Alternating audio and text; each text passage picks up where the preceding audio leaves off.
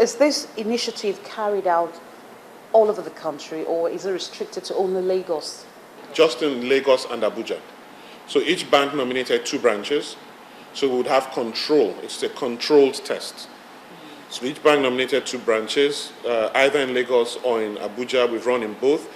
Ditto with CBN. We've run the enrollment in CBN. The Central Bank office in Abuja has done tons of enrollment of its staff. So those 2 places.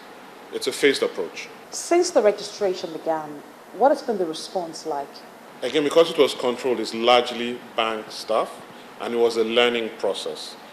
Ask me the question in about a month's time, when the public hopefully would have embraced it fully and come running, and then we would see what their response is. But I think they need to understand that it's not just about knowing them for the sake of knowing them. We believe it's going to have an impact on the economy. Because when you hear banks talk, they say one of the problems with retail lending is, how do I know it is that individual? And if they run away, how do I track them? Because we don't have addresses. The BVN resolves that problem. So they're already dreaming of a time when we can start doing things like student loans. Because if I loan you money as a student, even when you have employment, we will know it is you. So you would always come back and pay, because in the payment system, you'll be tagged as a debtor if you don't pay. So we think it's going to open up quite a lot more than people imagine. Okay. Now, I would like you to describe to us the processes involved in registration. If I go into a commercial bank, what are the processes like to register? You go into a commercial bank, chances are you already have an account with them. So when you go in with some kind of ID, the basic ID, driving license or whatever it is, and you go to their customer service desk and say you want to enroll. If you have an account with them, they punch in your account number and it provides some of the information. They gather a bit more and then they update, print a copy for you to look at. That figure, the data is correct. That's your demographic information. Once that's in place, we then scan your fingers, 5 fingers on each hand. We require a minimum of 6 for you to be enrolled because people may have accidents. So your 4 fingers on your thumb, your 4 fingers on your thumb. Your picture is taken, is checked to make sure the quality is all right, and you are then given a temporary number, and latest within 24 hours you have a permanent number. That permanent number is your BVN. How is this exercise in line with the financial inclusion strategy of the Central Bank of Nigeria? Is there any link at all to this policy? Identifying people has been a big problem for us in the country, and especially in the financial space. I think this would help. Because if I can tag you as someone participating, even if you're a farmer, it means I can look at you as someone I can transact business with in the financial space. And it isn't all about lending, so that I can identify you. You can imagine when we reach a situation where your thumbprint is sufficient to authorize a payment. I don't need to know how to sign. I don't need to remember some PIN that's alien to me, because in my language you don't have those numbers, and I can't be asking my child to come along. So those are the things we see, that when you can begin to use something that's a part of you to identify and authorize, you should make it easier to bring these people in that are literate, but not in the English way. Of what benefits is this policy or initiative to commercial banks?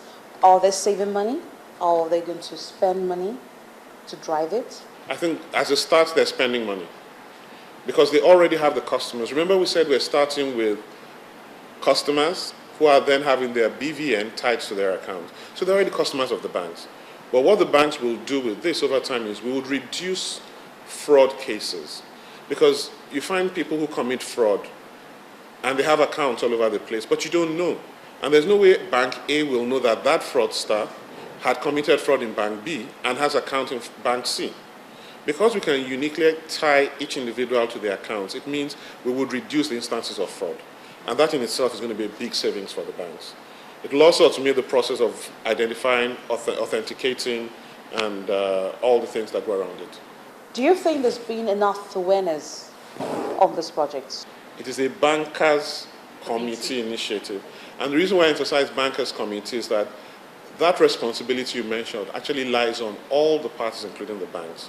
So what we have going on now is, you'd have seen some things in the papers that highlight what the BVN is.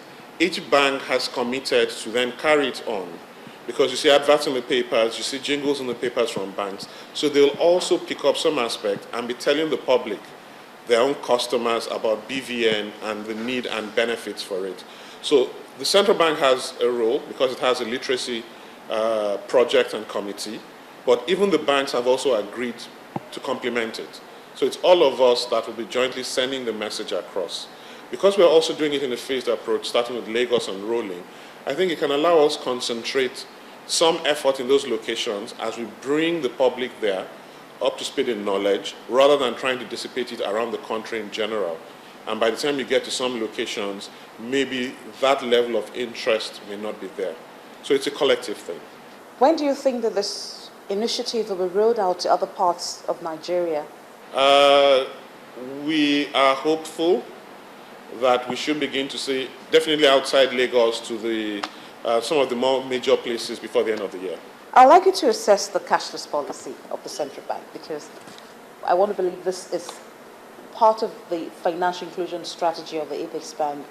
And, well, you said that it's the Bankers Committee's idea, but when we look at the cashless policy as a whole, how do you describe the implementation? Wonderful. And you might be a bit surprised. People equate cashless policy with POS. It is not.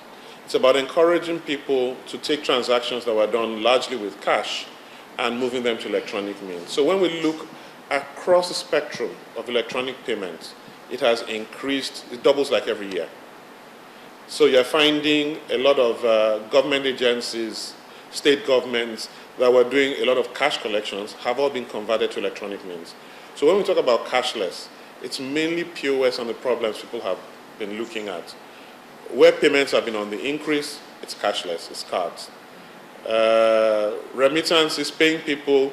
People are so comfortable these days in doing wire transfers, it's cashless. So POS has been the main one, and because POS relies more on infrastructure than some of the other things, and where we've had infrastructure failings, it then emphasizes it. So the challenges of infrastructure, of people, have been more predominant with POS. But as cashless, I think it's been very successful.